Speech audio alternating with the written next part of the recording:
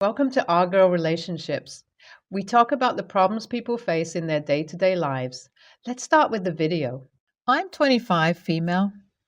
Stepbrother Kyle, 27, male, first met after our parents had been dating for a few months and had just gotten engaged. At the time, I was 14 and Kyle was 16. We originally met at a restaurant in town for dinner where they broke the news of their engagement to us. I figured it was not a big deal since my dad seemed happy and I hadn't really seen him like that at all since my mom died. It seemed that Kyle was a little more frustrated by it than I was. But I think that was just because the plan for once they got married a few months late was to move into the house with my dad and me. When they moved in officially, I found out that apparently at their old house, Kyle was given the master suite and he was upset about having to share a bathroom. Despite his anger, right from the beginning, Kyle was always following me around like a lost puppy. I didn't mind it at first because he seemed nice enough and we bonded a little over our mutual love of a certain book series. I think I just assumed that it was his way of coping with the new living situation. After the first few weeks, though, things got weird very quickly. It started when we were watching the movie version of the book series that we like. I kept noticing him staring at me. I didn't know what his reasoning was, so I just assumed he was feeling nervous about being in the new house with new people, or that he was just shocked that a girl could be a fan of the series too. At one point, I even went to check in the mirror to make sure I didn't have food on my face or something. After that night, I would catch him staring at me frequently, but I tried my best to brush it off. Eventually, things escalated when I caught him reading my diary. It looked like he already read so much of it by the time I caught him. I was so mad. I yelled for him to get out of my room, and he started laughing at me. He told me that it was my fault for leaving it under my pillow and so easy to find. The days after that, he started teasing me about the things I wrote and telling me that I was lucky he was nice and wasn't going to tell everyone at school about what I wrote. Then one day, after a solid 3 days of teasing, he told me that he would tell our classmates what I wrote and specifically tell my crush that I like him if I didn't kiss him. I was so upset and grossed out and immediately ran to my dad to tell him what Kyle said. My dad seemed unfazed and didn't believe me at all. He said that I was making up stories because I didn't want him to be happy with his new wife and that I needed to get over myself. I ran to my room and just cried. I felt so hopeless. My dad never used to be like that and always said he would be there for me before meeting his now wife. Kyle used my dad's lack of interest to his advantage and brought it up again and again. He constantly pressured me and even started stealing my things just so that I would have to go and talk to him. I eventually just told him I didn't care and that he could go tell my secrets because I would never, ever kiss him. He was absolutely furious, and the next day at school, it was clear that he had actually done it. Everyone knew my secrets. I was miserable that day because everyone was looking at me, and I was so embarrassed, wondering which of my secrets they knew. My day got a lot better right before going home, though, because my crush asked me if it was true that I liked him. And when I said yes, he told me he liked me too and asked me to hang out. So flash forward to last weekend, and me and my crush, who soon became my boyfriend and later fiancé, had our wedding. Just as we were finishing getting ready and preparing to walk down the aisle, I get a call from my fiancé. He tells me that my stepbrother told him an elaborate story of how I cheated on him when I was traveling in France last year for my best friend's bachelorette party. Little did Kyle know that my fiancé came along on this trip and I spent the nights with him in a private room since the house we rented for the bachelorette didn't have room for everyone. My fiance and I ended up even staying a few days afterwards to make a trip of it. Kyle had no idea that my fiance came with me on the trip, so he tried telling him that I spent each night with a man I met at a cafe in Paris. Once I heard that he did this, we came up with a plan to get revenge on my stepbrother once and for all. My fiance played along with the delusion and said he would expose me at the altar to get my stepbrother to feel like he was finally going to win. However, when at the altar, I decided to get the attention of everyone attending and said that I had an announcement to make before we proceeded. I spoke about how there are no secrets in a marriage and between family, and that I had to expose a secret before we could finish the ceremony. I looked over at Kyle, who had a smug look on his face. I then went into detail about cheating and how wrong it is and how much it can hurt people. I then started telling the story, but instead of talking about my trip to France, I started telling the story of my fiancé's bachelor party, where one of the attendees cheated on his wife with someone he met at the event. At that moment, I saw my stepbrother's face go white because he knew this story well. I continued on and said that I felt that I couldn't get married without exposing the truth. I went into detail about the event and how one of the attendees hit on a woman working at the event and not only brought her back to his hotel room, but also bragged about it to everyone the next day. I proclaimed that I couldn't hold it in any longer, that my stepbrother cheated on his wife.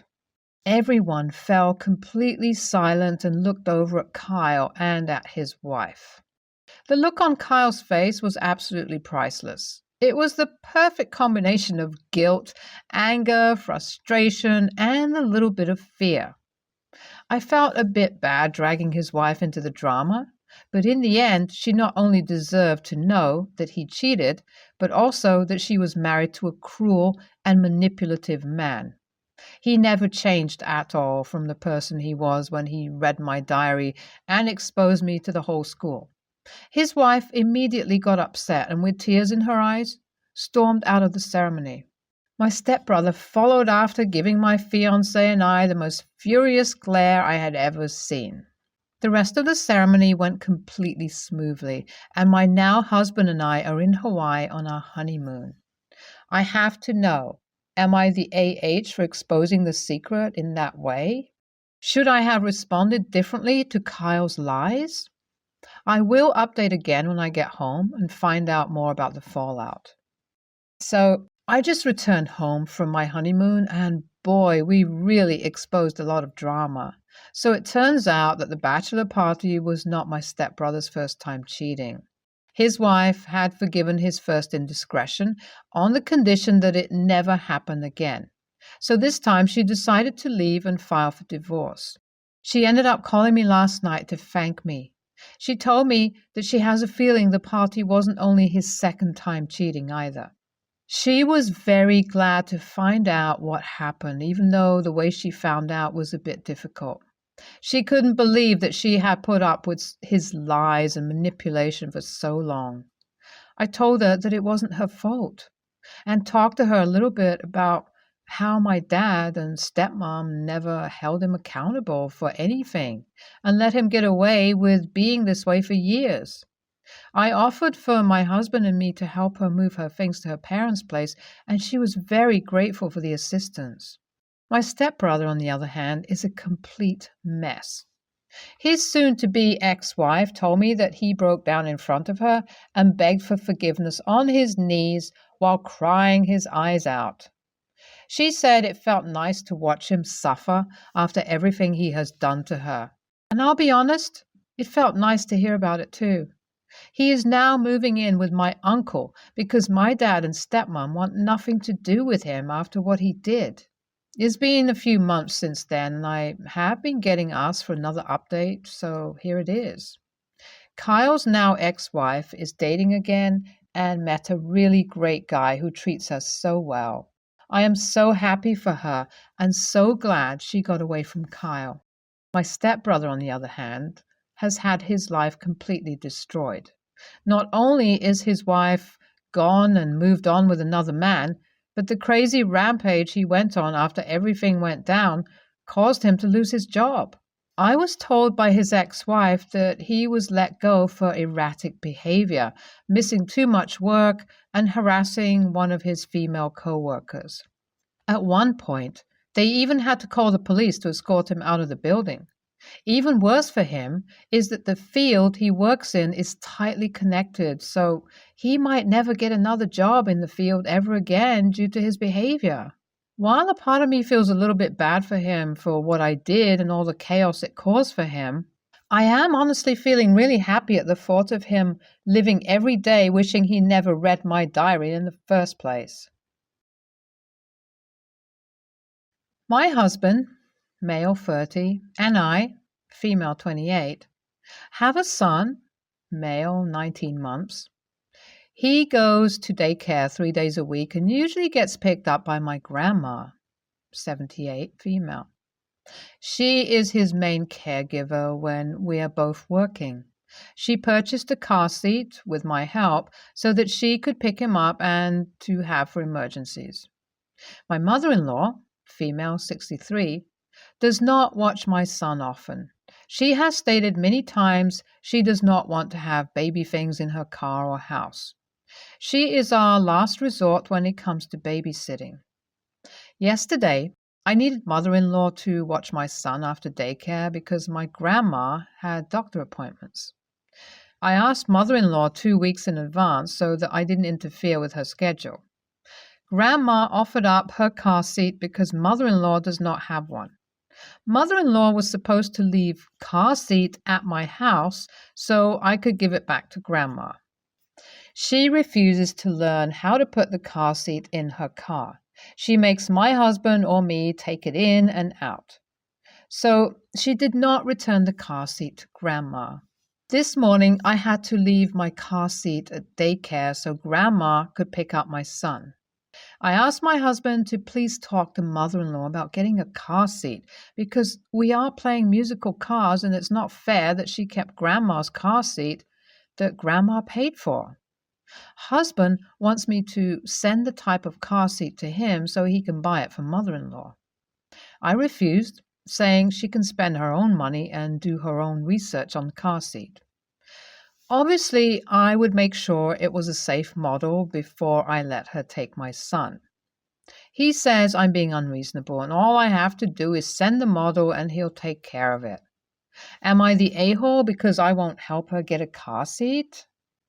This is a petty edit, but to go along with her not wanting to do baby things, she refuses to give my son Tylenol when he has an ear infection because he will ruin his kidneys, and won't follow the guidelines I give her as far as food. Yes, I should not have her babysit, but when it comes down to me calling off of work or her picking him up from daycare, I would hope she could be a decent person and do me a favor. I may be entitled by asking her to buy a car seat, but I didn't want to bog down this post with personal feelings. I get it, IATAH, because I won't buy the seat. However, thanks for your comments. We will be reevaluating how much we use mother-in-law as a pickup, drop-off person, even if it is only 5 times a year. In the end, this was the straw that broke the camel's back in my dealings with mother-in-law. While it's a weird hill to die on, it was my breaking point, but not the best one.